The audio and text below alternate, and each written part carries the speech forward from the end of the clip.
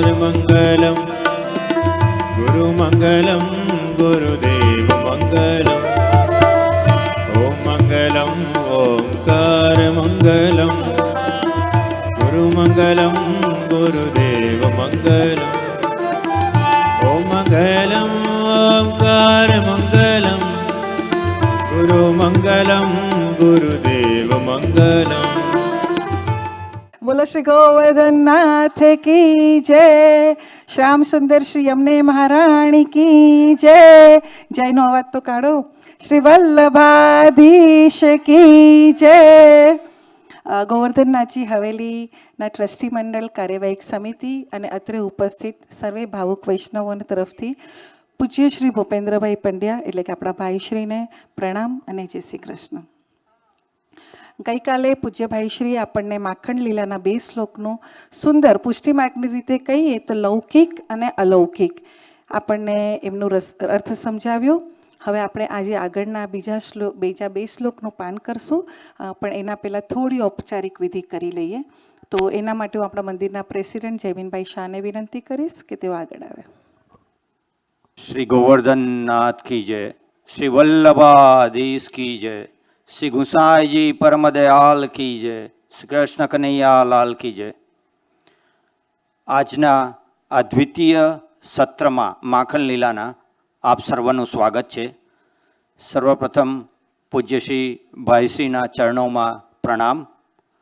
हवे हूँ आजना मुख्य मनोरथी कल्पनाबेन અને અરવિંદભાઈ ધારિયાને વિનંતી કરીશ કે આગળ આવીને પુષ્પગુચ્છથી પૂજ્ય શ્રી ભાઈશ્રીનું અભિવાદન કરે। કલ્પનાબેન અને અરવિંદભાઈ ધારિયા।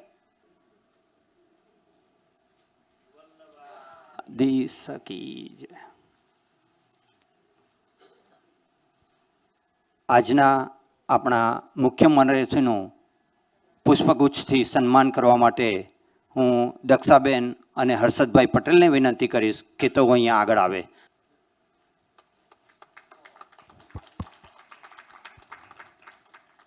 આપણા આ ઉત્સવના બીજા મુખ્ય મનોરથી મીનાબેન અને અનિલભાઈ શાહને હું વિનંતી કરીશ કે આવે અને પૂજ્ય ભાઈશ્રીનું પુષ્પગુચ્છથી અભિવાદન કરે।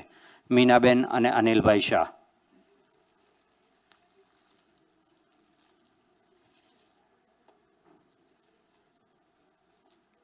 મીનાબેન અને અનિલભાઈનું પુષ્પગુચ્છથી અભિવાદન કરવા માટે મંદિરના ટ્રસ્ટી પદ્મકાંતભાઈ શાહને વિનંતી કરીશ કે તેઓ આગળ આવે। પદ્મકાંતભાઈ શાહ।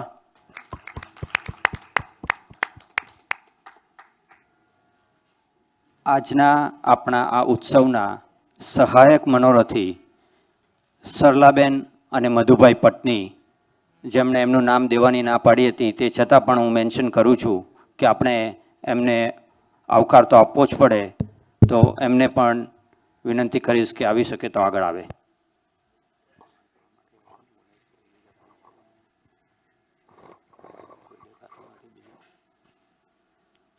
સરલાબેન અને મધુભાઈ પટનીનું અભિવાદન કરવા માટે હું આપણા મંદિરના વૈષ્ણવ ડૉક્ટર અનિલભાઈ અને સ્મૃતિબેનને વિનંતી કરીશ કે તેઓ આગળ આવે અને પુષ્પગુચ્છથી તેમનું અભિવાદન કરે।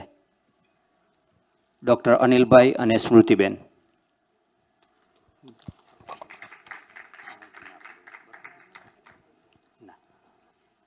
હવે હું ખુંજબાળાબેન અને ભારતીબેન શશીભાઈને વિનંતી કરીશ કે આવીને પૂજ્ય શ્રી ભાઈશ્રીનું પુષ્પગુચ્છ અર્પણ કરીને અભિવાદન કરે।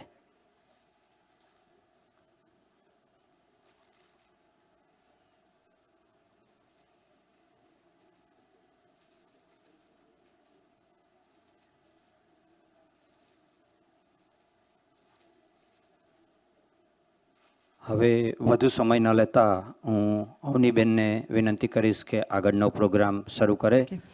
અને હવે વધુ સમય ના લેતા આપણે ભાઈશ્રીને ભેગા મળીને વિનંતી કરીએ કે આપણને શ્રીમદ ભાગવતજીના માખણ લીલાના શ્લોકના આગળના 2 શ્લોકનું વિવેચન કરીને અર્થને સંભળાવે। જય શ્રી કૃષ્ણ।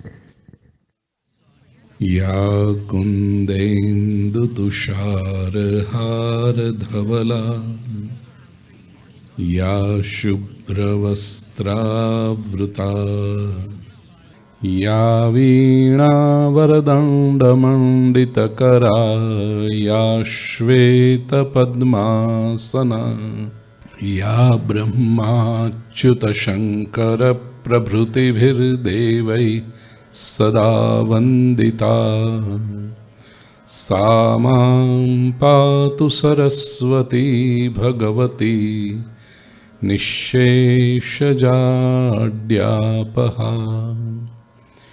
शुक्लां ब्रह्मविचारसारपरमामाद्यां जगद्व्यापिनी वीणापुस्तकधारिणीमभयदां जाड्यान्धकारापहां हस्ते स्फाटिकमालिकां विदधतीं पद्मासने संस्थितां वन्दे तां परमेश्वरीं भगवतीं बुद्धिप्रदां शारदां वसुदेवसुतं देवं कंसचाणूरमर्दनं देवकी परमानन्दं कृष्णं वन्दे जगद्गुरुं गुरुर्ब्रह्मा गुरुर्विष्णुः गुरुर्देवो महेश्वरः गुरुः साक्षात् परब्रह्म तस्मै श्रीगुरवे नमः नारायणं नमस्कृत्य नरं चैव नरोत्तमं देवीं सरस्वतीं व्यासं ततो जयमुदीरयेत्।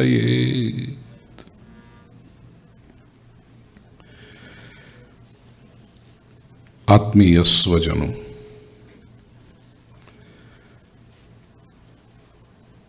परमात्मा श्री कृष्ण की अति दिव्य लीला माखन लीला के बारे में हम उसका सामाजिक अर्थ और आध्यात्मिक अर्थ बहना उन्हीं ने परिचय में जैसे कहा, लौकिक और अलौकिक दोनों दृष्टि से ठाकुर जी की इस दिव्य लीला को समझने का हम सात्विक प्रयास कर रहे हैं। अवनी ने तो कहा 2 श्लोक पूरे कर दिए, मैंने नहीं कहा 2 श्लोक पूरे किए।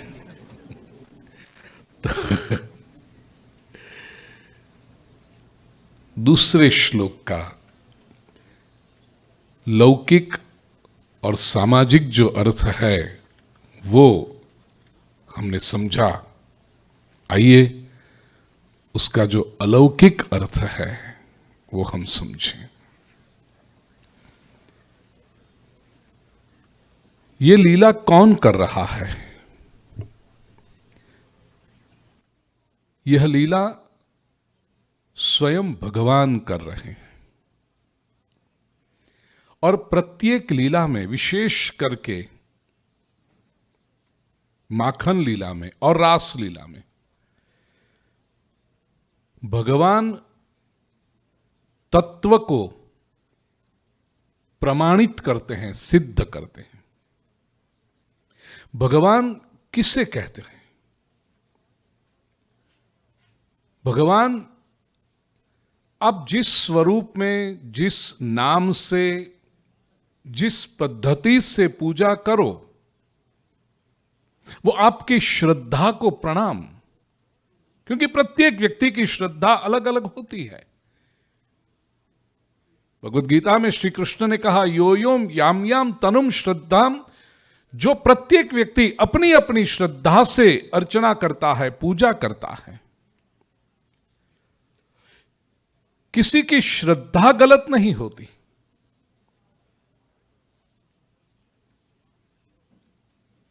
लेकिन भगवान तत्व क्या है?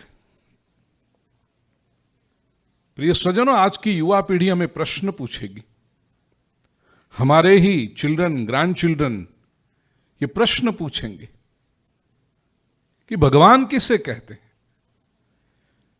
विशेष करके अपने सनातन वैदिक संस्कृति के बारे में, पॉपुलरली जिसको हम हिंदू धर्म कहते हैं, उसके बारे में तो ये प्रश्न बहुत उठते हैं। क्योंकि दूसरे धर्मों में संप्रदाय तो बहुत हैं, लेकिन एक बात है, भगवान एक है, उनका धर्म ग्रंथ एक है। हमारे यहां इतने सारे स्वरूप और सभी स्वरूपों की श्रद्धा से पूजा की जाती, तो भगवान कौन?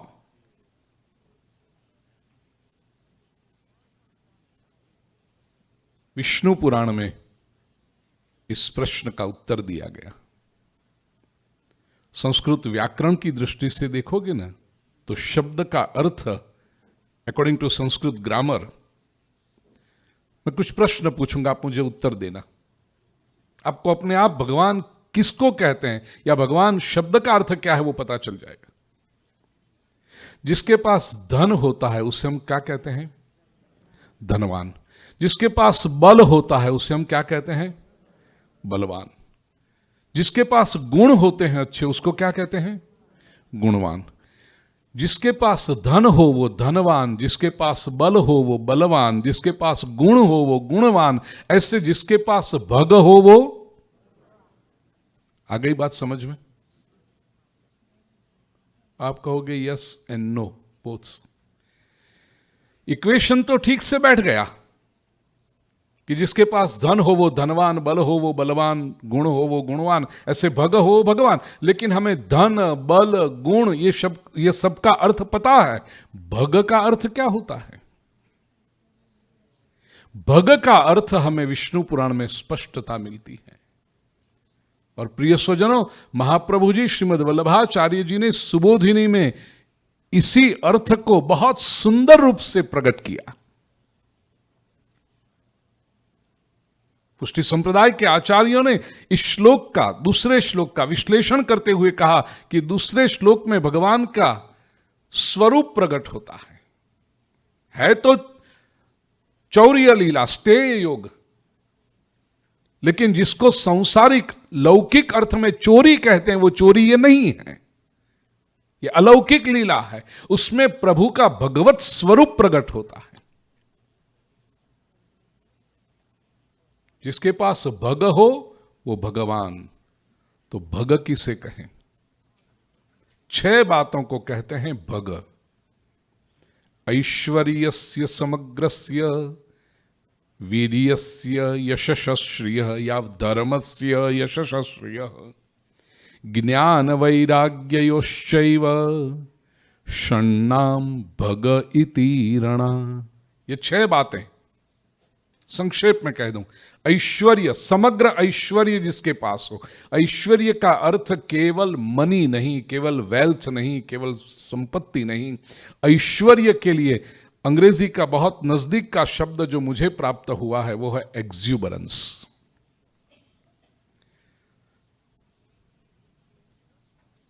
पैसे बहुत लोगों के पास होते हैं, मनी बहुत लोगों के पास होते हैं। आप रुपया पैसा कहो, डॉलर सेंट कहो, पाउंड पेनी कहो, यूरो, ये जो भी आप, ये तो बहुत लोगों के पास होते हैं। ऐश्वर्य बहुत कम लोगों के पास होता है, क्योंकि अधिकतर संसार में ऐसा देखा जाता है कि व्यक्ति के पास जितनी संपत्ति आती है उतना वो आंतरिक रूप से गरीब होता जाता है। जितनी अधिक संपत्ति इतनी सेंस ऑफ इनसिक्योरिटी उसकी बढ़ते जाती है। इसलिए देखना, जब व्यक्ति के पास संपत्ति होती नहीं है तब वो दिखावा बहुत करता है कि हमारे पास बहुत है, हमारे पास बहुत है। और जब सचमुच में संपत्ति आएगी तो वो छिपाने की शुरुआत करेगा। इसके बिजनेसेस बहुत अच्छे चल रहे हो, उनसे जरा पूछिए कैसा चलता है कामकाज, वो कहेगा दाल रोटी चलती है। ये दाल रोटी वालों से बहुत सावधान रहना। वो 7 पीढ़ी का इकट्ठा करके बैठे हैं और बात दाल रोटी की करते हैं। गोविंद भाई मतलब गोविंद भाई नहीं करते, नहीं तो बस बात 7 रोटी की करते हैं और गोविंद भाई मैं बोलूं तो आपको लगेगा।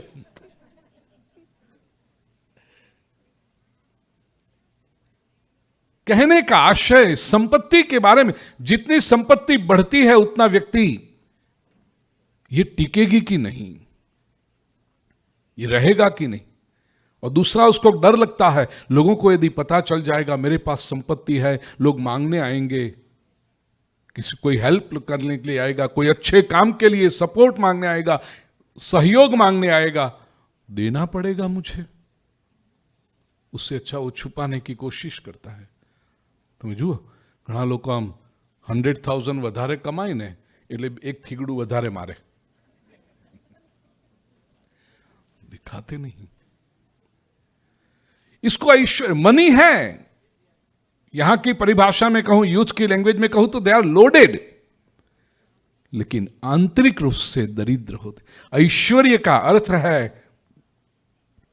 अच्छे काम के लिए, अच्छे व्यक्ति को जो अपने लिए, समाज के लिए, मानव जाति के लिए सदुपयोग कर सके, ये ऐश्वर्य है। समग्र ऐश्वर्य जिसके पास हो वो ईश्वर, भगवान, धर्म जिसके पास हो, या तो वीर्य, वीर्य का अर्थ है पराक्रम जिसके पास, और वो भी समग्र। ऐश्वर्यस्य समग्रस्य वीर्यस्य यशस, यश रिकॉग्निशन। संसार में सभी को चाहिए यश, इसलिए कई लोग कहते हैं हमने तो कितना काम किया लेकिन हमारी फोटो तो कोई निकालता ही नहीं। जीतू भाई अपलोड करते हैं लेकिन हम પોળું કરીને જોઈએ પણ અમે દેખાતા જ નથી ક્યાંય।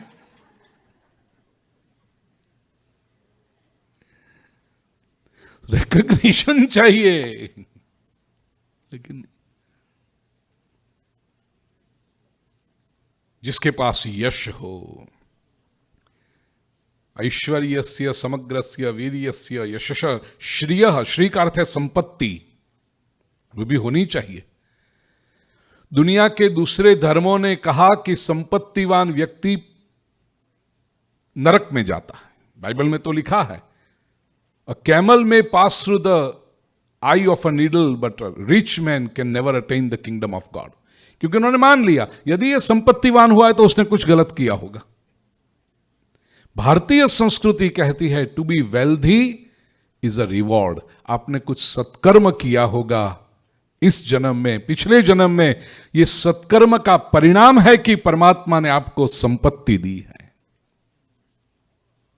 तो संपत्तिवान की निंदा मत करना, संपत्ति की भी निंदा मत करना। कई लोग कहते हैं अभी हमें कुछ संपत्ति नहीं चाहिए। क्यों नहीं चाहिए? संपत्ति होनी चाहिए। हमारे पास, अच्छे लोगों के पास संपत्ति होगी तो उसका हम सदुपयोग करेंगे।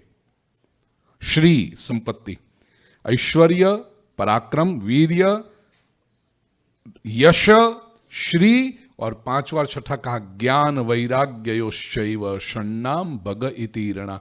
ज्ञान और वैराग्य जिसके पास, अब ये 6 गुण आ गए, इसको कहते हैं भग। ये 6 जिसके पास हो वो भगवान। हम जिनको जिनको भगवान कहते हैं आप देख लेना, ये 6 उनके पास होंगे। अब आइए पुस्तक का दूसरा श्लोक जो आपके पास है ना, कल जो हम देख रहे थे, वत्सान मुंचन क्वचिद समये क्रोश संजात हास। माखन लीला में महाप्रभु जी ने स्पष्ट किया ये केवल नंद यशोदा का लालन ये लीला कर रहा है ऐसा नहीं है, ये स्वयं पूर्ण परब्रह्म है। क्यों? ये एक श्लोक के अंदर, ये माखन लीला में भगवान के ये षडैश्वर्य प्रकट होते हैं। कैसे?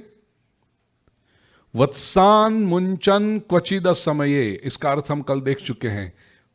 बछड़ों को असमय पे छोड़ दे, समय से पहले मुक्ति दे देता है। क्रम मुक्ति तो सबको ही देगा, वो तो अधिकार है जीवात्मा का। इतनी प्रगति करके आया तो मुक्ति मिलेगी, लेकिन सद्य मुक्ति अनुग्रह के रूप में, पुष्टि के रूप में जो देता है, ये ठाकुर जी की ऐश्वर्य लीला है।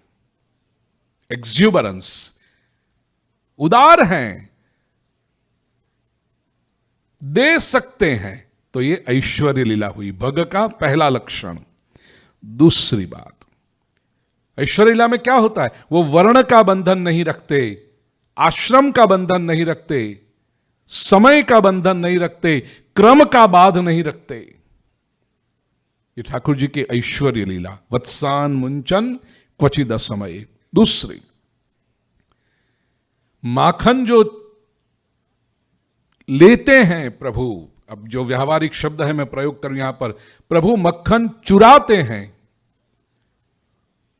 स्वयं नहीं आरोपते, मित्रों को बांटते हैं। और वो भी कैसा है, कल जो हमने लाइटर मोमेंट्स में कहा था, अब इसी का अलौकिक अर्थ देखिए। यशोदा जी ने कहा ना कि लालन घर में मक्खन है, तुम बाहर क्यों जाते हो? लालन ने कहा मैया मांग कर मैं लेना नहीं चाहता, मैं तो कमाना चाहता हूं। ये प्रभु की वीर्य लीला है, पराक्रम लीला है। और दूसरा, धर्म यदि कहो, ऐश्वर्यस्य समग्रस्य धर्मस्य, धर्म का अर्थ है राइटियसनेस, जिसका जो अधिकार है उसको वो मिलना चाहिए, इसको कहते हैं धर्म। आज विश्व भर की पूरी न्याय व्यवस्था है, जुडिशियरी है, वो क्या करती है कि जिसको अन्याय हुआ उसको न्याय मिलना चाहिए। बछड़े को अन्याय मिला है, बछड़े को दूध मिलना चाहिए, वो नहीं मिल रहा था। बालकों को जो मक्खन मिलना चाहिए वो नहीं मिल रहा था, तो चुराया। इसका अर्थ जिसको जो अधिकार है उसको मिलना चाहिए, ये धर्म है। तो इसमें भगवान का दूसरा ऐश्वर्य, षडैश्वर्य में प्रकट होता है धर्म लीला या वीर्य लीला। ठीक है। तीसरा, भांडम भिन्नति। देखिए यहां जब कहा ना कि मरकान भोक्ष्यन विभजति सचेन नाति भांडम भिन्नति, वानरों को दे देता है, बांट देता है, और जब वो भी नहीं खाते तो लालन क्या करता है, मटके पात्र को फोड़ देता है। ये पात्र को फोड़ना ये प्रभु की यश लीला है, महाप्रभु जी का दर्शन। ये आप कहोगे यश लीला किस अर्थ में, तो कहा ये पात्र क्या करते हैं, पात्र छाछ आदि भर के रखते हैं। ये छाछ सांसारिक विषय हैं जो शुरुआत में तो अच्छे लगते हैं लेकिन समय बीतने के साथ खट्टे हो जाते हैं। छाछ जब ताजी बनाओ तो बहुत अच्छी होती है, ताजा जब होती है, लेकिन छाछ को समय तक रखो तो वो खट्टी हो जाती है। सभी का अनुभव है हमारा, कोई भी सांसारिक विषय आरंभ में तो आकर्षक लगता है लेकिन समय चलने पर वो खट्टा हो जाता है, फिर वो इतना आकर्षक नहीं लगता। आम का रस, मैंगो जूस भोजन में जब आए तो पहली चम्मच लो, कितना आनंद आता है, आहा हा हा, अमृत जैसे मिल गया। एक वाटी पूरी करो, दूसरी वाटी पूरी करो, आग्रह करके तीसरी दे, तीसरी भी पूरी करो। पास में बैठी हुई पत्नी हम डोड़ा काढ़े, अबे बंद। फिर भी चौथी वाटी पूरी करो, पांचवी जब देने आएंगे आप कहोगे अब नहीं चाहिए। क्यों? पहली वाटी की पहली चम्मच में तो अमृत जैसा लगा था रस, वही पांचवी वाटी में आपने बंद कर दिया कटोरी में कि अब नहीं चाहिए। ये सांसारिक विषय हैं, आरंभ में आकर्षक लगते हैं, बाद में खट्टे हो जाते हैं। प्रभु क्या करते हैं, वो सांसारिक विषय जिसमें भर कर रखे जाते हैं वो पात्र को ही प्रभु देह गेहादि, ये शब्द महाप्रभु जी के हैं। देह और गेह, देह का अर्थ शरीर और गेह का अर्थ है गृह, घर। जहां पर ये आसक्ति रही है वो आसक्ति के स्थान ही प्रभु नष्ट कर देते हैं और यही प्रभु का यश है। चौथा, इस लीला के द्वारा प्रभु गोपियों को आकर्षित करते हैं। इसके बारे में थोड़ा और चिंतन मैं कीर्तन के बाद करूं, लेकिन ये श्लोक पूरा कर दूं षडैश्वर्य के बारे में। गोपी, एक तो गोपी है,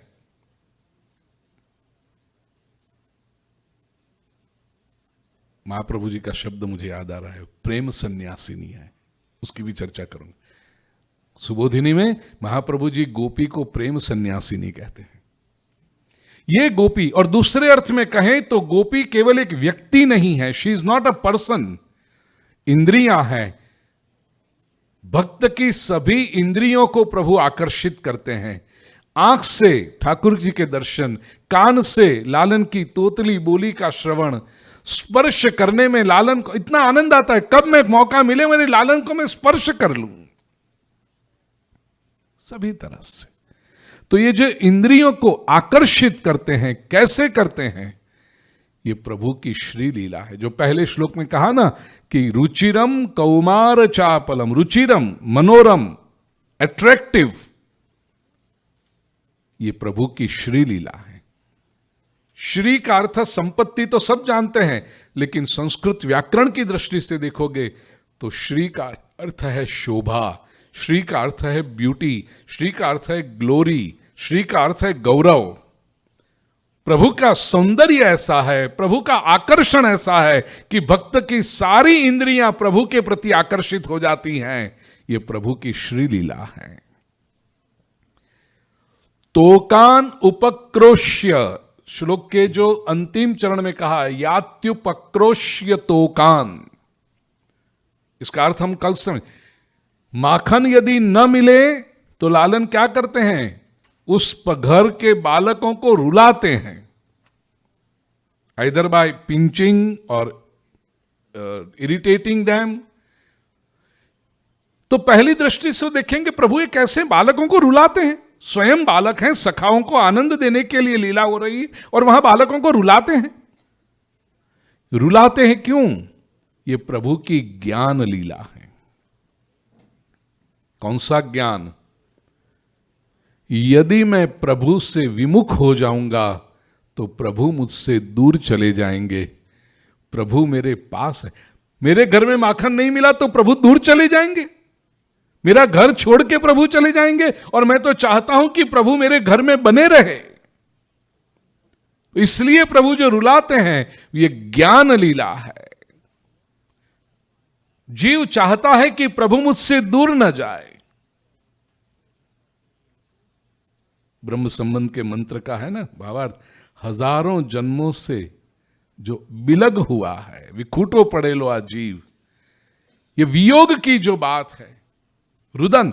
अब देखिए दशम स्कंद में आगे चलकर रास पंचाध्यायी में प्रभु जब अंतर्हित हो गए, गोपियां ढूंढ रही हैं, ढूंढने से भी प्रभु नहीं मिले, प्रभु के पद चिन्हों के पीछे चले, वहां श्री राधा जी स्वामिनी जी का दर्शन हुआ और पूछा कि आपके यहां, वहां जब पता चला कि मन में अहंकार आया इसलिए प्रभु छोड़ के चले गए। सभी गोपियों को अपनी भूल का पता चला, दोष का पता चला, तब गोपियों ने क्या किया है, गोपी गीत के द्वारा गोपियां रोने लगी। रुदन है वो, और जब वो रुदन हुआ तब परमात्मा का दर्शन हुआ।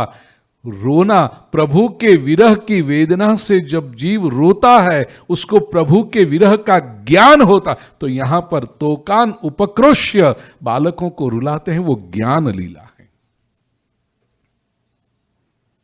और अंत में मरकान भोक्ष्यन, वानरों को जो दे देते हैं मक्खन, ये त्याग है। वैराग्य के बिना त्याग संभव नहीं है। तो वानरों को मक्खन बांट देना, दे देना, ये प्रभु की वैराग्य लीला है। ऐश्वर्य, धर्म या वीर्य, यश, श्री, ज्ञान और वैराग्य, ये षडैश्वर्य संपन्न परमात्मा का भगवत स्वरूप ये माखन लीला में प्रकट होता है। माखन लीला के दूसरे श्लोक में प्रकट होता है। आत्मीय स्वजन, परमात्मा श्री कृष्ण ने गोप बालकों को इकट्ठा किया और कहा कि अब जो भी काम हम करें सिस्टमेटिकली करें। लालन, क्या करना है हमें सिस्टमेटिकली? लालन कहते हैं जो हम दिव्य लीला करने जा रहे हैं उसके लिए हम एक मंडल की स्थापना करते हैं, संस्था की स्थापना करते हैं। बाल मित्रों ने कहा, लालन ये संस्था की स्थापना तो बड़े बड़े लोग करते हैं। लालन कहते हम भी अब बड़े हो गए। कुछ लोग बड़े होकर के संस्था की स्थापना करते हैं, हम संस्था की स्थापना करके बड़े हो जाएंगे। तो हम, अच्छा लालन हमारी संस्था का नाम क्या है? लालन ने कहा हमारी संस्था का नाम है गोकुल अधिकार रक्षा मंडल। अच्छा, और लालन हमारे मंडल की प्रमुख कौन? लाला कहता है मैं, फाउंडर प्रेसिडेंट। मेंबरशिप चालू है। लालन मेंबर्स को मिलेगा क्या? लालन कहते हैं मेंबर्स को रोज पार्टी, लाणी। अच्छा रोज? लाला અમે તો મંડળના મેમ્બર બનીએ ને વર્ષમાં એક લાણી આવે, એમાં મોટા ભાગે નવરાત્રિના 9 દિવસ રાતના 2-2 વાગ્યા સુધી કૂદી કૂદીને થાકી જઈએ, ત્યારે છેલ્લે દિવસે આવડો કટોરો બાઉલ મળે લાણીમાં।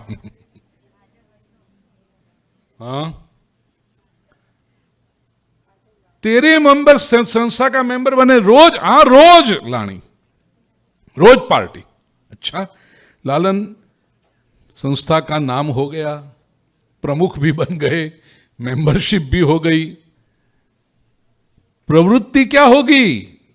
ऐसी कौन सी प्रवृत्ति हम करेंगे जिसमें रोज पार्टी, रोज लाणी मळे? एवी कई? लालो के चोरी करवानी। क्या कह रहे हो लाला? हमारे माता पिता ने तो हमें ऐसा सिखाया है कि चोरी करने से पाप लगता है। लालो की बात बिल्कुल सही है, वो माता पिता ने जो सिखाया वो सही है, चोरी करने से पाप लगता है। लाला तू स्पष्ट बोलना, एक तरफ तू कहता है चोरी करने से पाप लगता है, दूसरी तरफ कहता है अपने मंडल की प्रवृत्ति ही यही होगी। लालो कहते हैं हां, अपने मंडल में जो चोरी करेगा उसको पाप नहीं लगेगा।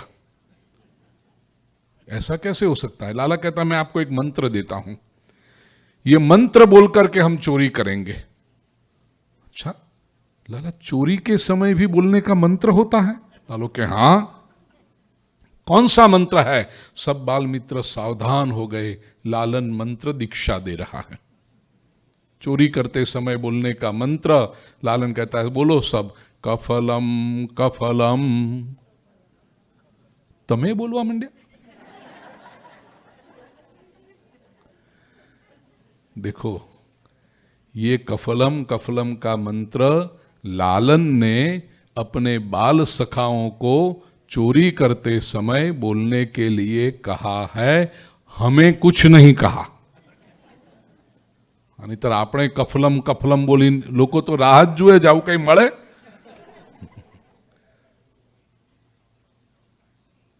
प्रिय स्वजनों,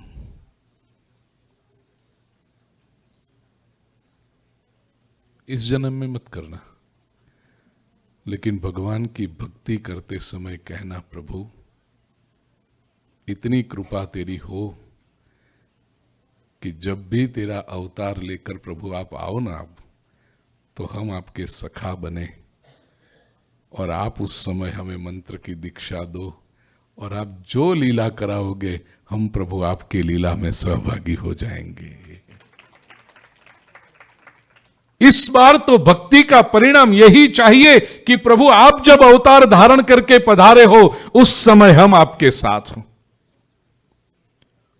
प्रिय स्वजनों, कोई दिव्य चेतना जब संसार में अवतरित हो, उनके समकालीन होना, to be contemporary of such a great divine soul, और ईश्वर स्वयं जब अवतार लेकर पधारे, 5300 वर्ष जिनको हो गए, उन परमात्मा की, पूर्ण पुरुषोत्तम की लीलाओं का दर्शन करते हुए आज हम भावान्वित हो जाते हैं, भावान्वित हो जाते हैं। तो जरा सोचिए, अरे बहुत पुरानी बात नहीं करता, 50-100 वर्ष पहले कोई महापुरुष के समकालीन होंगे, आपके किसी दादाजी का या किसी की फोटो स्वातंत्र संग्राम के समय गांधी जी के साथ किसी की फोटो हो, सरदार वल्लभ भाई पटेल के साथ किसी की फोटो हो, तो लोगों ने संभाल के रखी होगी। हमारे दादाजी गांधी जी के साथ, हमारे दादाजी वल्लभ भाई पटेल के साथ, रविशंकर महाराज के साथ, विनोबा भावे के साथ होंगे। यहां भी मिलेंगे कोई ऐसे लोग जिनको वो कहेंगे। सोचो, गौरव से जब आप कह सको हम कृष्ण के सखा हैं। ठाकुर जी जब अवतार धारण करके आए हो, उनके लीला में हम सम्मिलित हो। कृष्ण की बातें कानों कान सुने, इन आंखों से ठाकुर के दर्शन करने का सौभाग्य मिले, खेलते समय दौड़ते हुए जाकर लालन को स्पर्श करके कह सके लाला पकड़ लिया तुझे, ये सौभाग्य कितना बड़ा होगा। प्रभु को प्रार्थना कीजिए, प्रभु इस जन्म की भक्ति का यही फल मिले, तेरे सखा मंडली में हम सम्मिलित हो जाएं।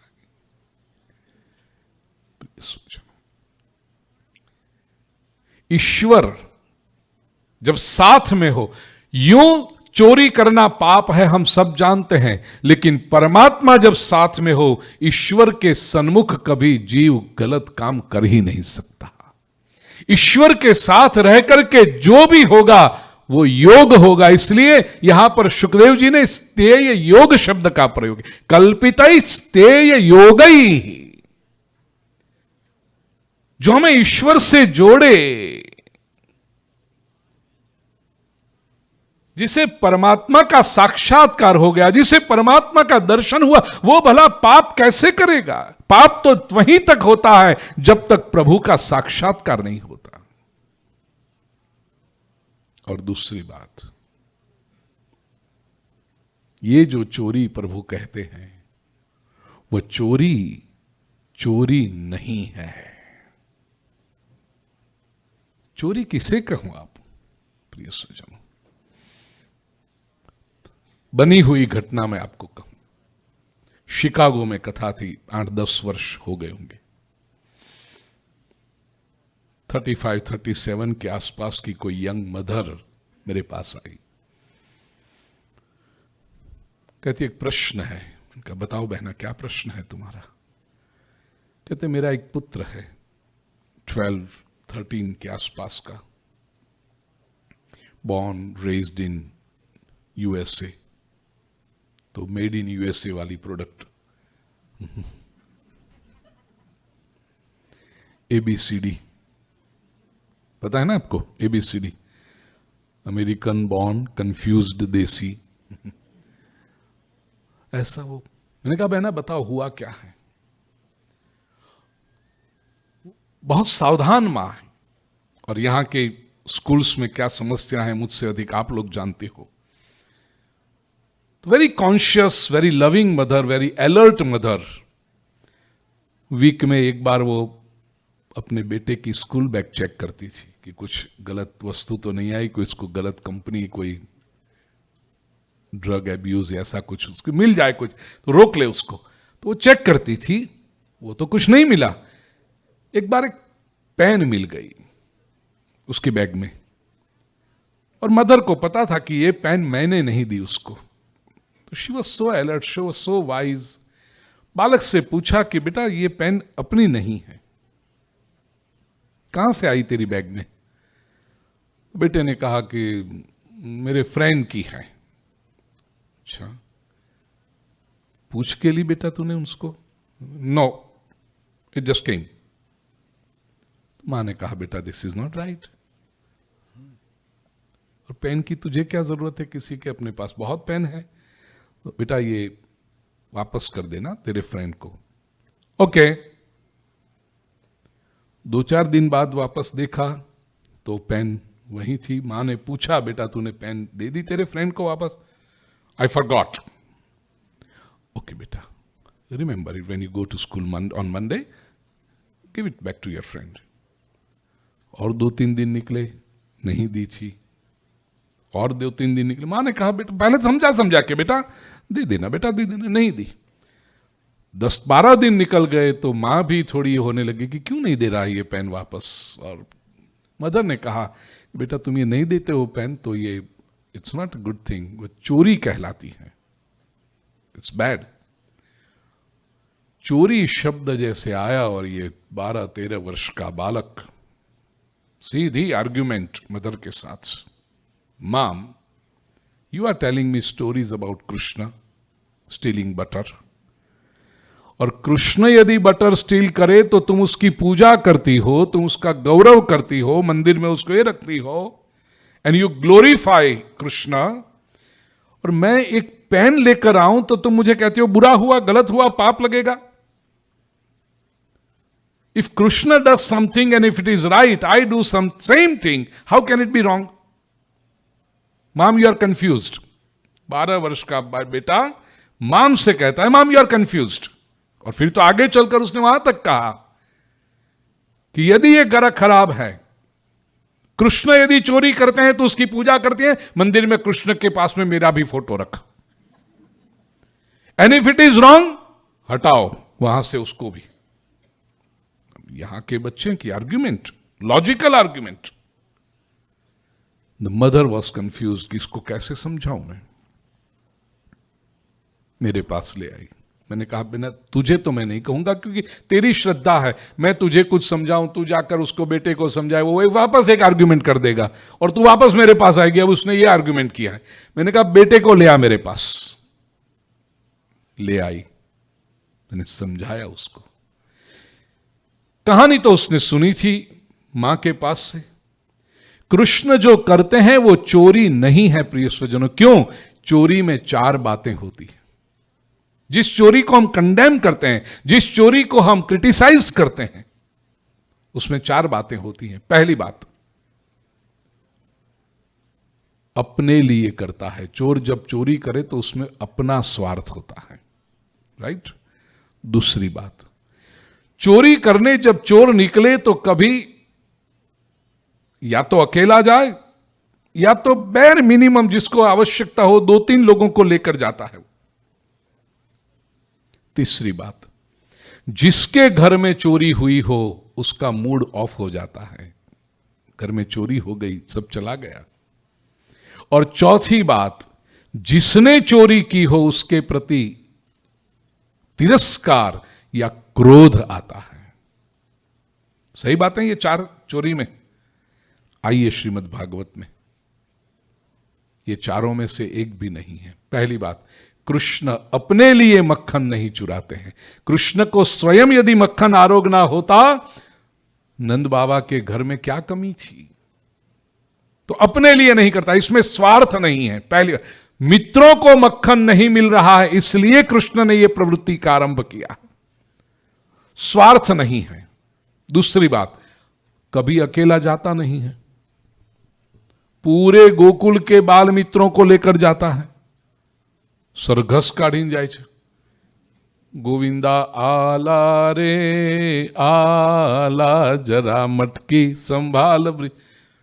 बोलो, चोरी करने जाता हुआ व्यक्ति कोई ऐसा सरघस निकाल के जाएगा, ये हालो चोरी करवा, ये हालो, ऐसा कोई करेगा? ये तो बैंड बाजे के साथ जाता है। तीसरी बात,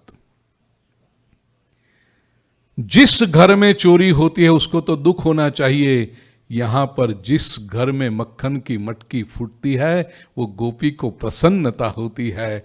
आसपास के सब लोगों से कहती है आज कान्हा मेरे यहां आया था, आज कान्हा ने मेरे घर का मक्खन आरोगा है। सचमुच में चोरी होती होगी, वो लोग सोसाइटी के लोगों को इकट्ठा करके मजाक करें, बहु मजा आई, ले गया बधू।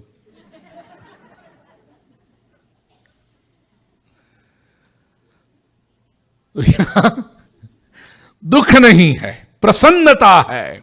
और चौथी बात, जिसने चोरी की हो उसके प्रति तिरस्कार का या तो क्रोध का भाव आता है।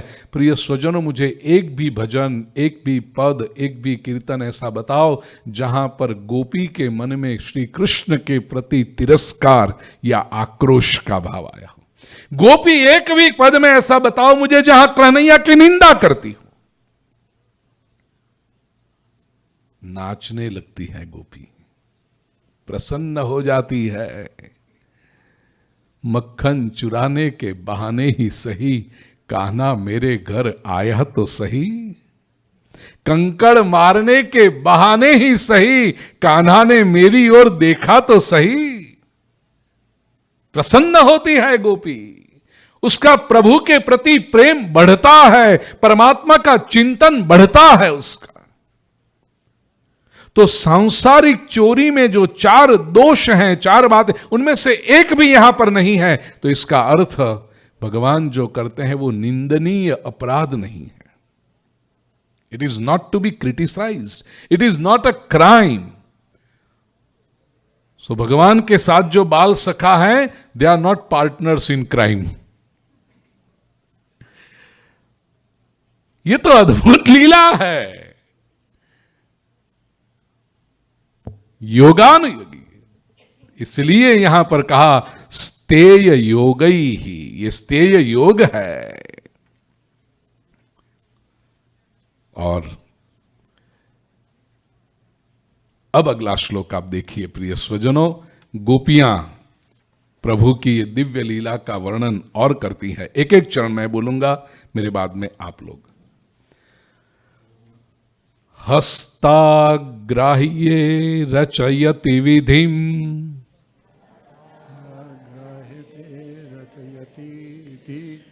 पीठकोलूखलाद्यैः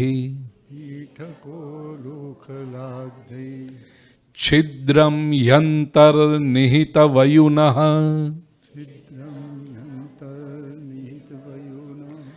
शिक्यभाण्डेषु तद्वित् ध्वान्तागारे धृतमणिगणम् स्वांगमर्थप्रदीपम्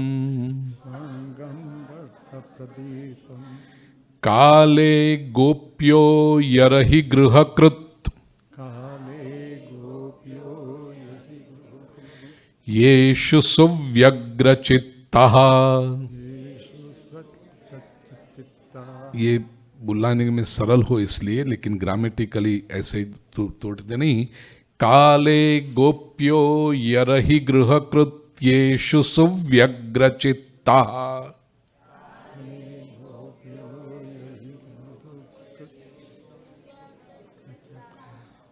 पुस्तक हाथ में रखना, अर्थ समझने में आपको सरलता होगी।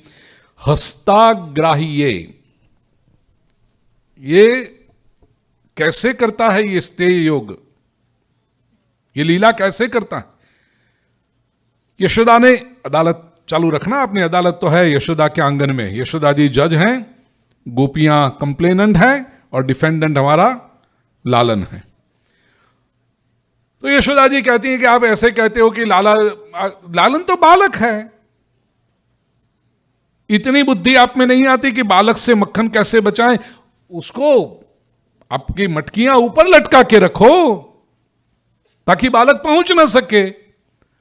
गोपियां कहती हैं लालन मैया हमने वो प्रयोग भी कर लिया, उपाय किया कि नीचे जब मटकियां रखती थी तो लालन पहुंच जाता था, तो हमने मटकियों को ऊपर छीके में, गुजराती में कहवाय शीकू, ऊपर लटकाना शुरू किया हमने। तो लालन ने देखा कि ऊपर जब हस्ताग्राह्ये, हस्त अग्राह्ये, हाथ से जब ग्राह नहीं कर सकता, पहुंचता नहीं, अनरीचेबल बाय हिज हैंड, ऐसी जब स्थिति आती है तो ये क्या करता है? रचयति विधिम पीठकोलूखलाद्य। इसके पास तो विचित्र प्रकार की विधियां हैं, उसके पास प्रक्रियाएं हैं, उसके पास ऑल द सॉल्यूशंस। लालन के पास कभी कोई प्रॉब्लम होता ही नहीं, प्रॉब्लम आए उसके पहले उसके पास सॉल्यूशन आ जाता है। तो रचयति विधिम, he creates, he so innovative about the solution. क्या करता है? पीठकोलूखलाद्यैहि, पीठक, उलूखल आदि एटसेट्रा। पीठक के 2 अर्थ शास्त्रकारों ने किए हैं। एक तो पीठक का अर्थ है प्लैंक्स ऑफ वुड, बाजट, पाटला, ये सब जो होता है ना, वो एक के ऊपर एक लगाता है। दूसरा पीठक का अर्थ है तकिया, बड़े बड़े तकिया जो रहते हैं ना, ये जैसे मथी उचका तो बड़े बड़े ऐसे सब घर में से ढूंढ लेता है और एक के ऊपर एक लगा के पीठक और उलूखल, उखल, खंडनिया, उसको उल्टा करके उसके ऊपर तकिया रखेगा। और कभी कभी तो ये भी ना मिले, उलखल भी ना मिले, पीठक भी ना मिले, तकिया भी ना मिले, तो क्या करता है, सखाए इतने सारे हैं, वो नीचे 10 लोगों को खड़ा करता है, उसके ऊपर 8 के, उसके ऊपर 4, और सबसे ऊपर चढ़ता है काना। रचयति विधिम, ही इज वेरी इनोवेटिव। तो जो हस्त अग्राह्य, हाथ से नहीं पहुंच सकता, वहां तक पहुंचने के ये उपाय बना देता है। प्रिय सुजनों, इसका तात्विक अर्थ, पहले सामाजिक अर्थ, यदि आप क्रिएटिव हैं, if you have out of box thinking, goal जो जीवन का आपने बना रखा है, लक्ष्य जीवन का बना रखा है, याद रखना वो कभी भी इजीली अटेनेबल होता नहीं। और इजीली अटेनेबल हो, तुरंत मिल जाए उसको लक्ष्य, वो लक्ष्य बनाने में भी कोई रस नहीं। गुजराती मीडियम में કેટલા લોકો ભણ્યા છો? જરા હાથ ઉપર કરશો। હા, ખબર છે કહેવત આવતી, નિશાન ચૂક માફ, नहीं माफ नीचू निशान। लक्ष्य तो हमेशा ऊंचा रखना चाहिए। Most people average out in life. मैं जब कॉर्पोरेट सेमिनार करता हूं तब कहता हूं, पहले तो उसमें गोल सेटिंग का सेशन होता है, उसमें कहता हूं most people average out in life simply because they have not kept a proper goal. और इतना लो गोल रखा है उसने, 2.3% रेज मिल जाएगा ना तो बहुत अच्छा। 2.3% रेज में तो जी अटक्यो, ये इतना स्मॉल गोल है। नहीं, निशान चूक माफ, नहीं माफ नहीं, नीचू निशान राखू शू काम? Most people, I mean it is better to keep a high aim and fail rather than keeping a low aim and be successful. छोटा सा गोल रख के सक्सेसफुल हो जाओ और अपनी अपनी पीठ तो सक्सेसफुल। गोल तेरा कितना छोटा था, क्या करना? एक बालक ने घर आकर के पिताजी से कहा, डैड डैड। डैड ने कहा, इतना खुश हुआ है, क्या बात है? Dad, I came second in the race. Okay, and how many people ran? 2 people।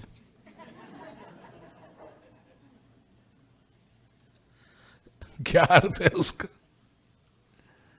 जीवन में गोल, कन्हैया यहां कहना चाहता है कि गोल यदि ऊपर होगा, नॉर्मल कंडीशंस में आपको अनअटेनेबल लगेगा, अनरीचेबल लगेगा। Find out the ways which you are out of box thinking. No goal is high in life if you are committed to your goal, पहली बात। और आध्यात्मिक जीवन में भक्ति का यदि आपने लक्ष्य रखा है, मोक्ष का लक्ष्य रखा है, प्रिय स्वजनों, संसार के लेवल से जब सोचोगे तो मोक्ष अनरीचेबल लगता है, भक्ति अनअटेनेबल लगती है। हम संतों के जीवन चरित्र को पढ़ते हैं, 252 84 वैष्णवों की जब बात पढ़ लगता है, अरे वो तो कर गए, हमारी क्या स्थिति, हम कहां करेंगे। कभी भी ऐसी नेगेटिव थिंकिंग मत करना। सोचना तो यह होना चाहिए कि 84 वैष्णव पछी 85 वैष्णवनी वार्ता हो तो अपनी ज होय, ऐसा वैष्णवत्व हमारा प्रकट होना चाहिए। 252 पछी 253 वार्ता लखाए मारी लखाए, मेरी भक्ति ऐसी होनी चाहिए।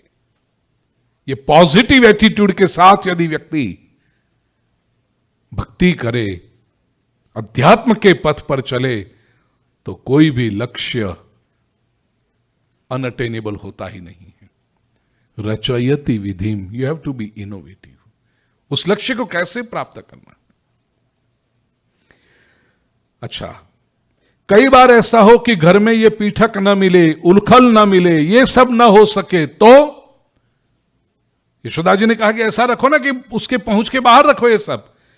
गोपियां कहती हमने ये भी कहा कि उखल, पीठक, बाजट, पाटला, तकिया बकिया બધું एक रूम में राखी ताला मारी दઈએ ने, મળે જ નહીં કનૈયાને। तो क्या करता है?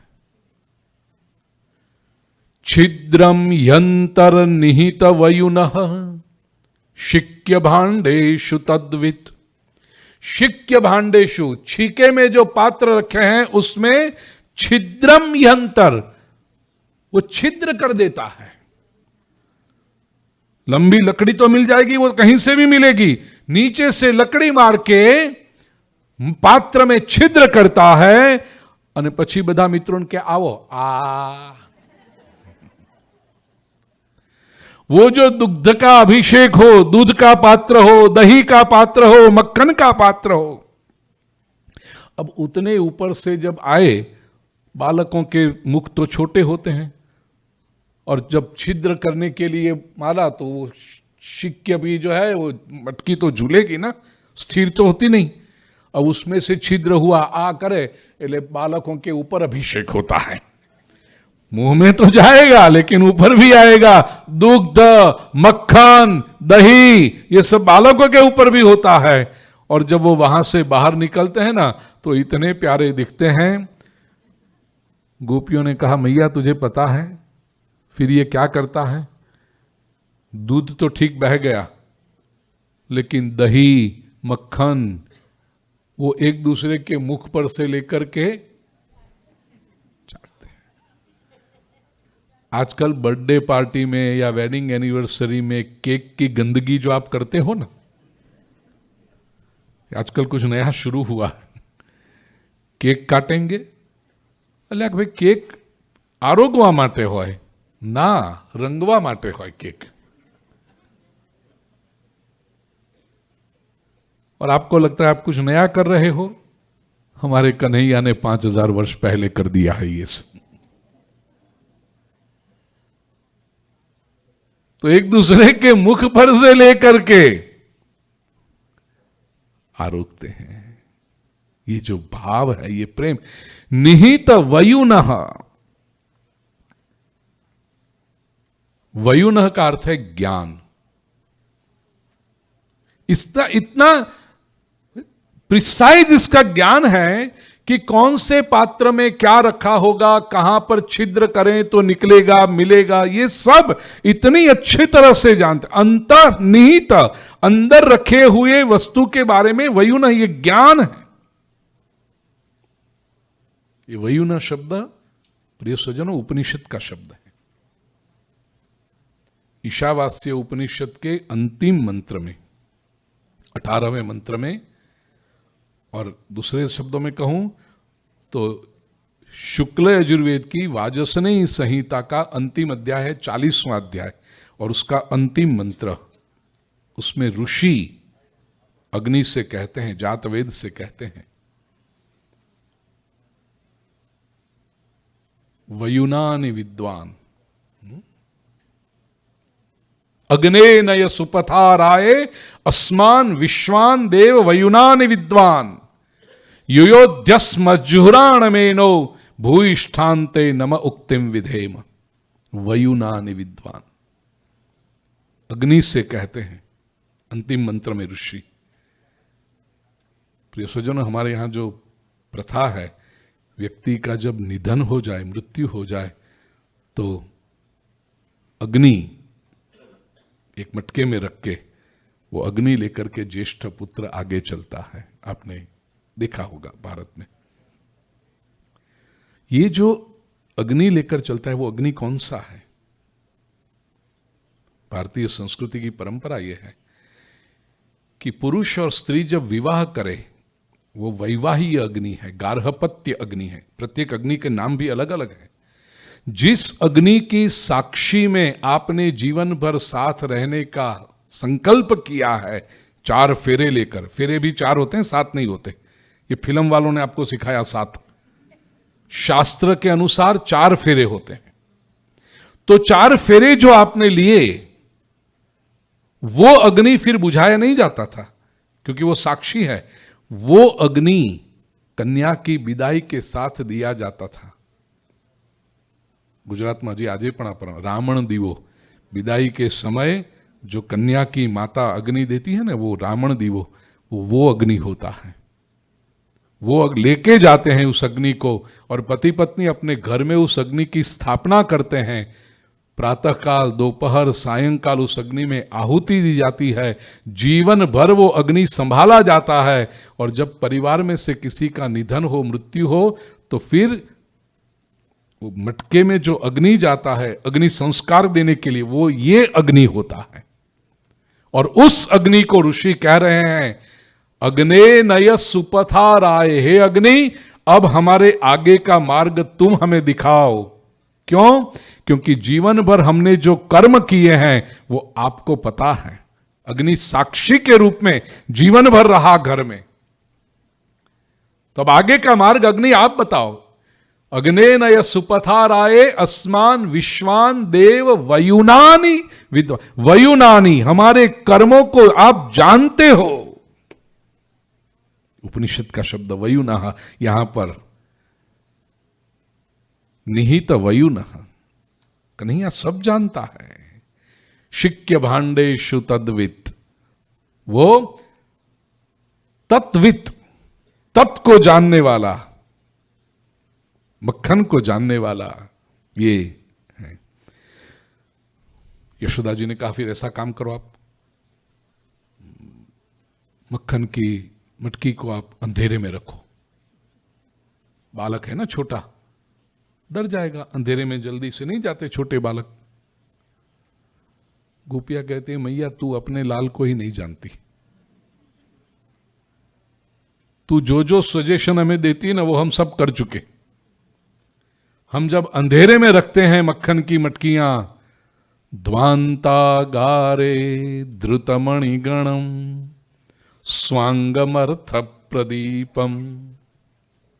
ध्वांतागारे, ध्वांत आगार, ध्वांत इज डार्क, आगार रूम, कक्ष। इन अ डार्क रूम जब हम जाते हैं, मटकी रखते हैं, तो ये प्रवेश करता है, इसको भय तो है ही नहीं। काल का काल है ये, उसको कैसा भय। तो ध्वांतागारे, और मैया तूने जो उसको मणिगण, मणि की माला पहना रखी है ना, प्रेशियस ज्वेल्स, तो वो मणि का प्रकाश इतना है कि अंधेरे में भी जाता है तो वो प्रकाश उसको मिल जाता है। और कभी कभी माला तूने न भी पहनाई हो, कभी तूने ऐसे ही गुंजा माला पहना दी हो, ऐसे भी कभी आ जाता, तो उसका अपना तेज इतना है। स्वांगमर्थ प्रदीपम, स्व अंग, उसके अपने श्रीअंग का प्रदीप तेज इतना है। इसका अलौकिक अर्थ यह है, अंधेरा कक्ष, ये अंधेरा अज्ञान का अंधेरा है, तमस। परमात्मा जहां प्रवेश करते हैं वहां अज्ञान का अंधेरा टिक सकता ही नहीं। Just his presence is enough. ऊपर के जो ज्वेल्स हैं वो क्या है? वो प्रतीक हैं, शास्त्र, श्रीमद् भागवत, भगवत गीता, रामायण, महाभारत, वेद, उपनिषद, ये सारे भगवान के श्रीअंग के ऊपर के अलंकार हैं। उससे प्रकाश होता है, वो एक बात। दूसरी बात, स्वयं ठाकुर जी जहां चले जाएं वहां कभी अज्ञान का अंधेरा टिक ही नहीं सकता। स्वांगमर्थ प्रदीपम। जीवन में एक बार ईश्वर का प्रवेश हो गया प्रिय स्वजनों, अज्ञान का अंधेरा अपने आप दूर होता जाएगा। कई लोग क्या कहते हैं पता है, हम प्रभु की सेवा पूजा नहीं करते, क्यों? हमें कुछ आता नहीं है ना, પછી ખોટું થાય એના કરતા ન કરવું સારું। ये बहाना कई लोगों के पास से आपको मिलेगा। प्रिय स्वजनों, भक्ति मार्ग में ये बहाना नहीं चलेगा। प्रभु कहते हैं आप सेवा शुरू आरंभ जैसी आपको आती हो, जे काला वाला तमने ठाकुर जी ने करवानुं मन थाय आरंभ कर दो एक बार। जैसे एक बार आरंभ कर दोगे और उस मार्ग में चलना शुरू करोगे, ज्ञान अपने आप होता जाएगा। कन्हैया स्वयं आपके अंतःकरण में बैठकर कहेगा, आज मुझे ये चाहिए, आज वाघा पर आओ, आज मैंने आवा अलंकार आप, आज मेरे लिए ये सामग्री सिद्ध कर। आपके अंतःकरण में प्रभु के लिए प्रेम होगा, प्रभु स्वयं तुम्हें प्रेरणा देगा। Don't go into technicalities and don't get scared of technicalities. भक्ति मार्ग तो प्रेम का मार्ग है, ईश्वर स्वयं आपको प्रेरणा करता जाएगा।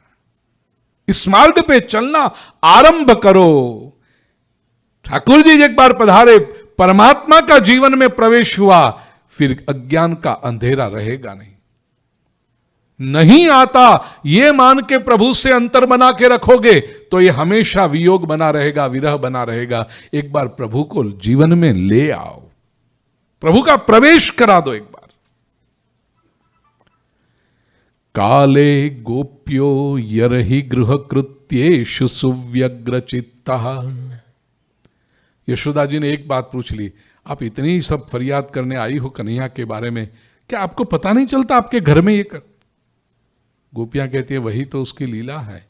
हम जब घर के दूसरे कामों में व्यस्त रहती हैं, सुव्यग्र चित्ता, we are so involve, so deeply involve in other activities of our home, तभी ये अपनी लीला कर लेता है।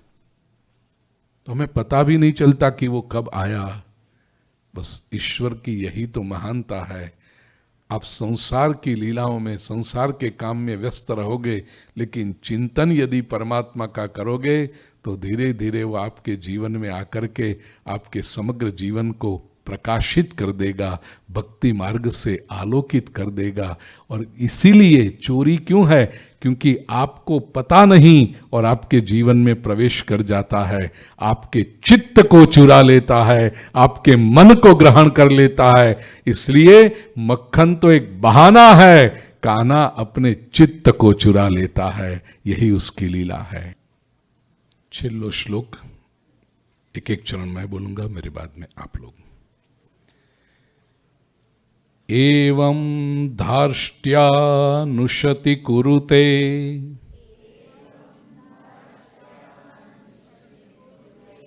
मेहनादि निवास्तौ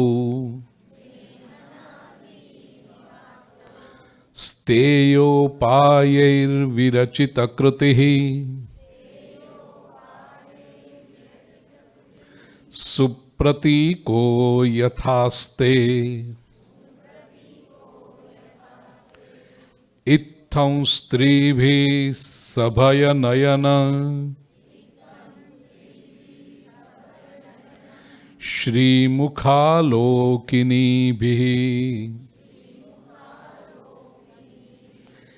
व्याख्यातार्था प्रहसितमुखी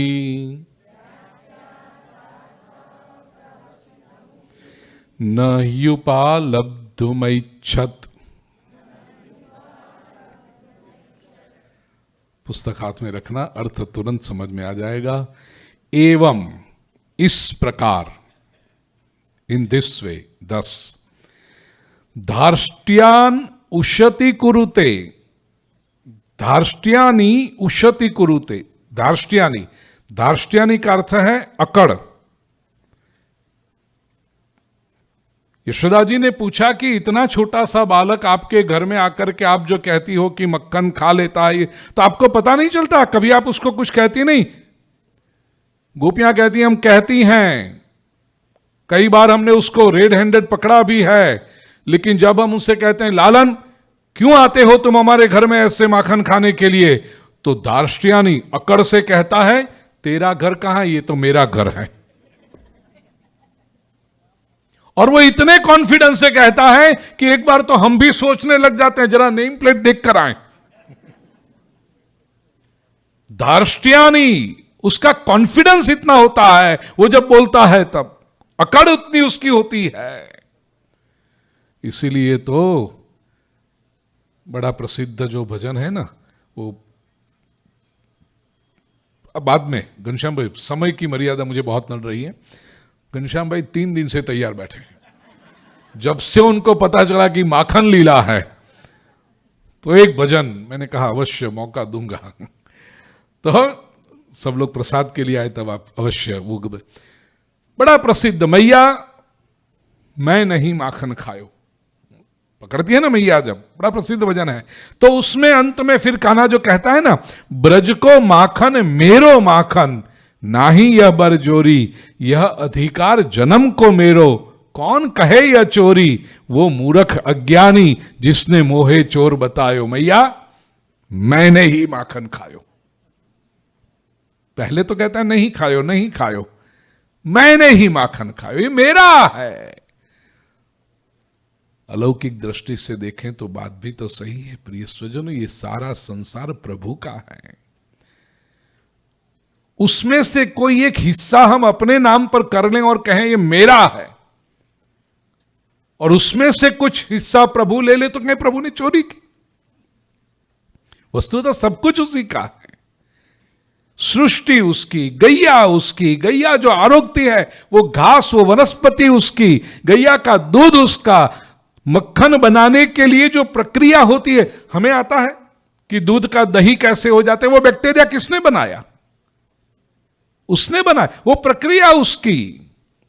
मक्खन बनता है वो उसका, और उसके मक्खन में से थोड़ा सा कभी वो ले ले, स्वीकार करे तो हम कहें वो चोरी करता है। कन्हैया कहता है ये मेरा है, दार्ष्ट्यान। और उशति कुरुते मेहनादीनि वास्तव, भैया उसके नटखट की लीलाओं का शिखर तो तब आता है कि जब हम घर में कुछ भी न रखें और वो उस दिन आ गया हो, कुछ न मिले उसको, न दूध मिले, न दही मिले, न मक्खन मिले, तो अपने बाल मित्रों से कहता है कि मिला कुछ नहीं तो कुछ छोड़ के जाओ यहां पर। क्या छोड़ें, अब कुछ लेके तो नहीं आए। प्रिय स्वजनों में व्यासपीठ की मर्यादा के साथ, लेकिन जो लिखा हुआ है उसका अनुवाद करता हूं। उशति वास्तव मेहनादीनि कुरुते। उशति का अर्थ जिस वास्तु का अर्थ घर, वो तो आप जानते हैं जहां पर हम बसते हैं। हमारे घर में, हमारा घर हमने उशति हमने बहुत स्वच्छ करके रखा हो, वाड़ी झुड़ी लीपी गुपी स्वच्छ करीने घर ने राख्યું હોય, ये मेहनादीनि कुरुते। मेहनादीनि का अर्थ है लघु शंका, दीर्घ शंका। तो पूरे मित्रों की टोली को कहता है कि जहां पर आपको स्थान मिले, रसोई घर में, हॉल में, इसके बेडरूम में, तो लघु शंका, गुरु शंका, 1 नंबर 2 नंबर सब करो। मेहनादीनि कुरुते। और ये करके जाता है। स्तेयोपायै विरचित कृति, ऐसी ऐसी उसकी योजना है। तो फिर इसका अर्थ वो हमें बोध पाठ देता है कि यदि ये नहीं करना हो तो गोपी घर में कुछ न कुछ रखा कर, यदि कुछ नहीं रखोगी तो ये पाओगी। उससे तो बेहतर है कि हम मटकी फोड़े, थोड़ा सा मक्खन तुझे साफ करना पड़े, वो अच्छा, ये सब साफ करने से तो बेहतर है मक्खन साफ कर। प्रिय स्वजनों, भगवान प्रेम की खोज में हमारे जीवन, ये मक्खन क्या है? प्रेम, स्नेह। भक्त के जीवन में जब स्नेह नहीं मिलता, भक्त जब शुष्क होता है, केवल संसार में रमा हुआ मिलता है, तब क्या होता है? उसके जीवन में केवल दुर्गंध ही दुर्गंध बचती है। सुगंध तो तब आए जब हमारे जीवन में परमात्मा का प्रवेश हो और उसको प्रेम प्राप्त हो, तो सुगंध मिलती है। स्तेयोपायै विरचित कृति ही। गोपियां कहती हैं मैया देख, ये चोरी के ऐसे ऐसे उपाय करता है, विरचित कृति ही, इनोवेटिव होता है। और अभी देख तेरे पास में कैसा है, सुप्रतीको यथास्ते। एवो डायो डमरो थईने महीनानी पासे बेसी गयो है ने, लालो। गोपियां जैसी ये सब वर्णन करे तो लाला को ऐसा, उसका नटवर भी, नटखट भी है और नटवर भी है। नटवर का अर्थ क्या होता है? नट, एक्टर, वर, श्रेष्ठ, इज द बेस्ट एक्टर। तो तो यशोदा मैया के पास तो ऐसा सयाना बन के बैठ जाता है, गोपियां कहते देखो ऐसा, और मैया के पास ऐसा दिखता है, मैया ये सब गलत बोली, झूठे, मैं तेरा मैया मैं तो तेरो लाल हूं, कहीं आऊ करूं, मैं हूं तारो दिकरो, ऐसा मैं कर सकता हूं। तो गोपियां कहती देख सुप्रति को यथास्ते, सुप्रति को सच वेल बिहेव्ड आइडियल ऐसा करके बैठा हुआ है अभी, यथास्ते आस्ते बैठा हुआ है। इत्थम स्त्री भी सभय नयन, कंक्लूजन करते हुए सुखदेव जी कहते इत्थम, इस प्रकार ये जो स्त्री भी गोपियां बोलती थी, और उस समय कन्हैया कैसा था, सभय नयन, जैसे वो डर गया हो, आऊ बधु खोटू खोटू बोले छे मैया तू मन कहीं करती नहीं हो, ये गोपियां तो सब झूठ बोल रही हैं, मैया मुझे कुछ सजा करेगी, मैया मुझे डांटेगी, ऐसा मन में आंखों में डर। देखो माँ का प्रेम ऐसा होता है ना, बालक के आंखों में पहले से यदि डर देखे तो माँ को इच्छा नहीं होती कुछ, वो आर्ग्यूमेंट करे तो माँ को और स्ट्रिक्ट होने की इच्छा होती है, पहले से वो डरा हुआ लगे तो सभय नयन श्रीमुखालोकिनी भी, भगवान का श्रीमुख नेत्रों में जैसे भय हो ऐसे दर्शन करते हुए, आलोकिते आलोकित लोकिनी भी आलोकिनी ऐसे दर्शन करती हुई, व्याख्यातार्था जिसको ये कहा जा रहा है, ये किसको व्याख्या अर्थ किसके प्रति कहा जा रहा है, यशोदा के प्रति, ऐसी यशोदा भी एक क्षण के लिए कानन लालन को देखती हैं, एक क्षण के लिए गोपियों को देखती हैं। गोपियों को जब देखे तो यशोदा को लगे कि ये गोपियां भी लालन से प्रेम तो करती हैं, बाकी हमेशा लालन की प्रशंसा करती है, केवल ये एक बात में शिकायत करने आती हैं, तो गोपियां झूठ नहीं बोल सकती। गोपियों के चेहरे पर से मैया ऐसे लालन की ओर देखे तो ऐसा निर्दोष बैठा हुआ है, तो मैया प्रहसित मुखी, मैया के मुखारविंद पर, यशोदा जी के मुख पर भी प्रसन्नता आ जाती है, स्माइल आ जाता है, और न युपालब्धुम ऐच्छत, न ही उपालब्धुम ऐच्छत, यशोदा जी को इच्छा नहीं हुई कि लालन को जरा डांटे, न इच्छत, यशोदा जी को ऐसी इच्छा नहीं, लाला ने ठपको આપીએ એને સજા, એવી ઈચ્છા થઈ જ નહીં, એનો એક એવો નિર્દોષ ચહેરો કરીને આમ બેઠો હોય ને મૈયાની સામે, આને હું ધમકાવે હવે, तो न युपालब्धुम ऐच्छत, यशोदा जी को बिल्कुल इच्छा नहीं हुई कि लालन को डांटे, उल्टी यशोदा मैया के चेहरे पर प्रसन्नता आ गई।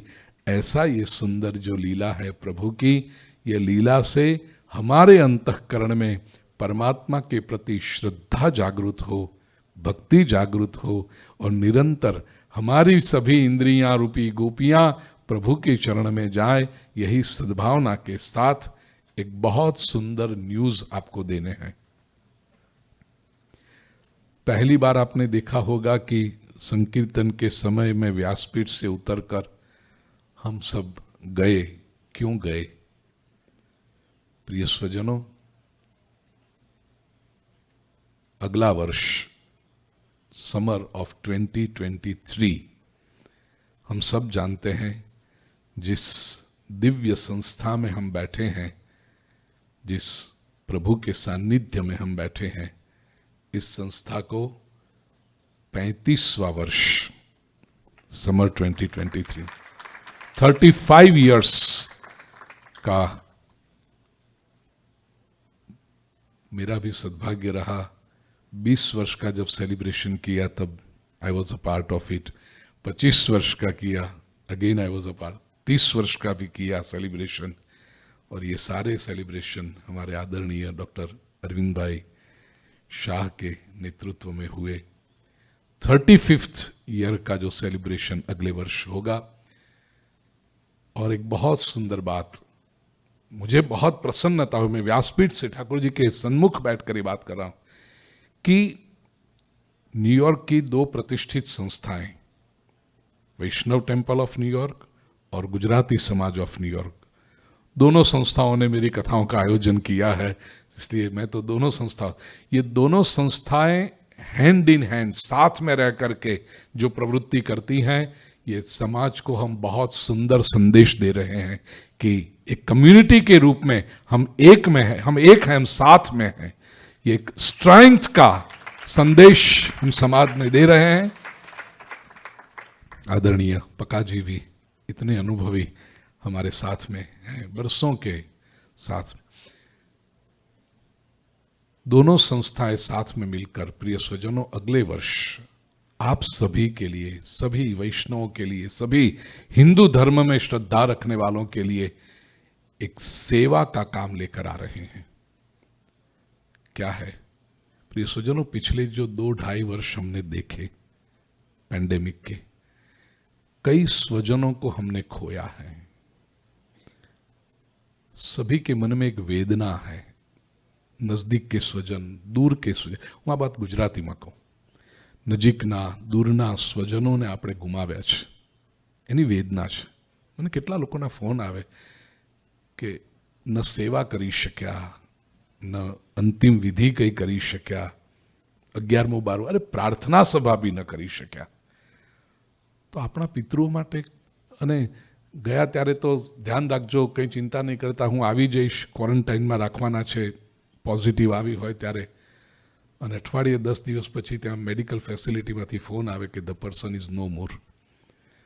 તો જેને આવજો કહીને ઘરેથી મોકલ્યા છે, we are never going to C them for the rest of our life.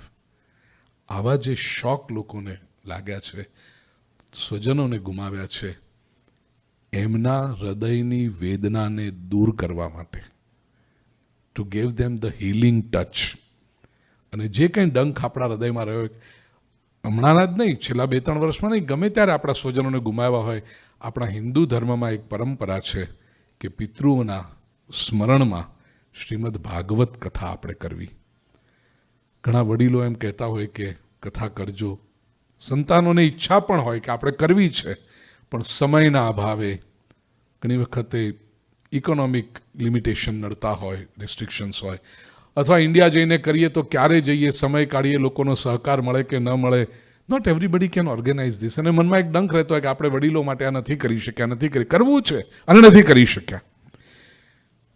ઘણી વખતે વડીલોને પોતાને થાય કે પાછળવાળા કથા કરે એના કરતાં આપણી હયાતીમાં આપણે પોતે ન કરી લઈએ। બરાબર પદ્મકાંતભાઈ, આપણી હકીકતમાં આપણે પોતે ન, જેમ પરીક્ષિતને ખબર પડી કે હવે નક્કી છે તો મારી કથા હું પોતે ન સાંભળું, જન્મે જઈને સોંપી શકે, દીકરા મારા ગયા પછી તું કરજે, નહીં, सबसे श्रेष्ठ है कि हमारी कथा का श्रवण हम स्वयं करें। तो एवी रीते आ सौने लाभ मळी शके एटला माटे वैष्णव टेम्पल ऑफ न्यूयॉर्क अने गुजराती समाज ऑफ न्यूयॉर्क संयुक्त उपक्रमे समर ऑफ 23 में एक सामूहिक भागवत कथाનું आयोजन કરી રહ્યા છે આખા સમાજને લાભ આપવાને માટે, અને બહુ ગ્રાન્ડ સ્કેલ પર થશે, કારણ કે બે સંસ્થાઓ જ્યારે ભેગી થાય એટલે આપણે કાચું મોડું તો રાખતા જ નથી, જે કરીએ સરસ જ કરીએ છીએ। તો એક બાજુ વૈષ્ણવ ટેમ્પલના બધા જ અનિલભાઈ શાહથી શરૂ કરી મારા આદરણીય અરવિંદભાઈ ધારિયા અને બધા જ અહીંયા જે બેઠા છે, એક એક જણનું નામ ગોવિંદભાઈ મામા, બધા જ, અને બીજી તરફ આદરણીય પકાજી ગુજરાતી સમાજ ઓફ ન્યુયોર્ક અને એમની આખી ટીમ। તો આ બધા સાથે ખૂબ સરસ રીતે આયોજન, દરેક જણને લાભ મળે એવી રીતે કરીશું। એની બાકીની બધી ડિટેલ તારીખો હું મુહૂર્ત આપીશ, અને એ પ્રમાણે બિલકુલ શાસ્ત્રોક્ત રીતે તમે ઘરે જો આયોજન કરો તો કેવી રીતે કરો, એ દેહ શુદ્ધિ પ્રાયશ્ચિત્તથી માંડી રોજ લક્ષ્મીનારાયણનું પૂજન, કથા શ્રવણ, ઉત્સવો, મહાપ્રસાદ તો હોય જ, છેલ્લે દિવસે યજ્ઞ, બિલકુલ હું હોઉં એટલે શાસ્ત્ર તો આપે આટલા 30 વર્ષથી મને ઓળખો છો, એટલે શાસ્ત્ર વિધિ પ્રમાણે પ્રોપરલી આપણે આ કથાનું આયોજન કરવાના છીએ। મેક્સિમમ લોકોને લાભ મળે અને દરેક જણ, અને ન્યોછાવર પણ કહું, હું કહી દઉં, માત્ર $1001 પોથી રજિસ્ટ્રેશન માત્ર। હવે તમે વિચાર કરો કે પરિવારના 2 જણા પણ નક્કી કરે કે ઇન્ડિયા જઈને આપણે આ કથા કરીએ તો ટિકિટ પણ આના કરતાં મોંઘી થાય છે। માત્ર $1001 માં આ પિતૃઓ માટે આપણે પોથી રજિસ્ટ્રેશન કરાવી અને લાભ લઈએ। આપણા હૃદયનો એક કર્તવ્ય તરીકેનું છે કે આપણા પિતૃઓ પ્રત્યેને આપણા પોતાના માટે, એટલે બે રીતે, પિતૃના શ્રેયાર્થે અને આત્મકલ્યાણાર્થે પોથી નોંધાવી અને આપ આમાં લાભ લેશો।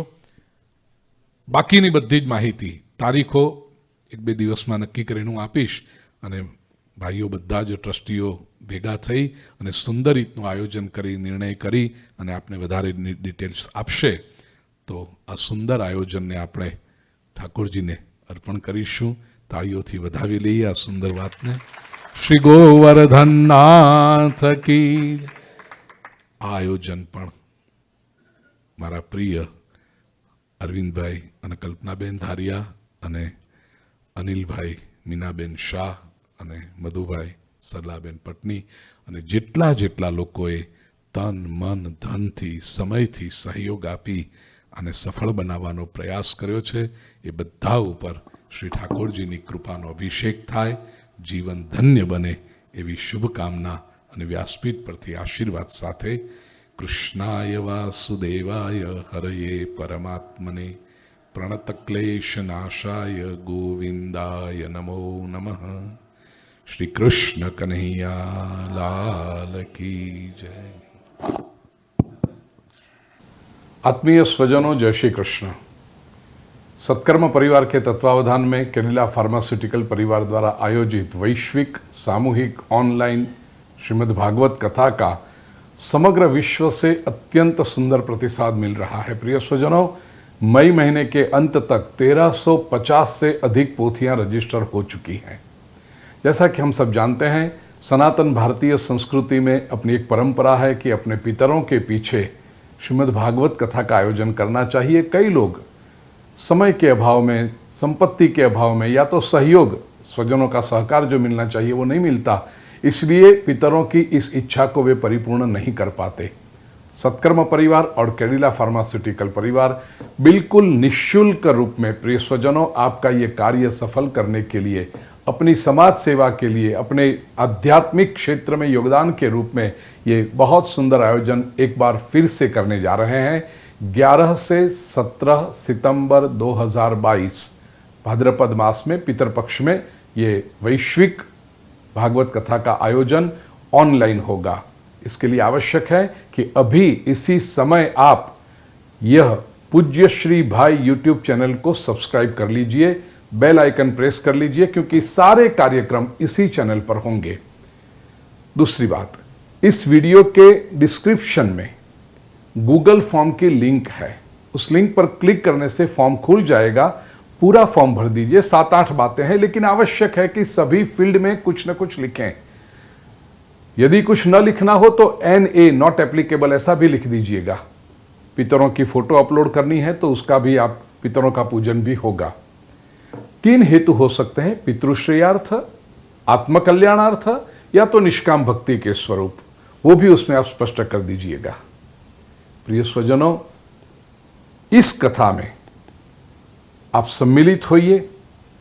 आपके स्वजनों को भी ये लिंक फॉरवर्ड करके उनको भी इस कथा में सम्मिलित होने के लिए प्रेरित कीजिए. कोई विशेष जानकारी यदि आपको चाहिए तो इस वीडियो के आप ऊपर आप स्क्रीन पर देख सकते हैं, संस्था के नंबर है, ईमेल आईडी है.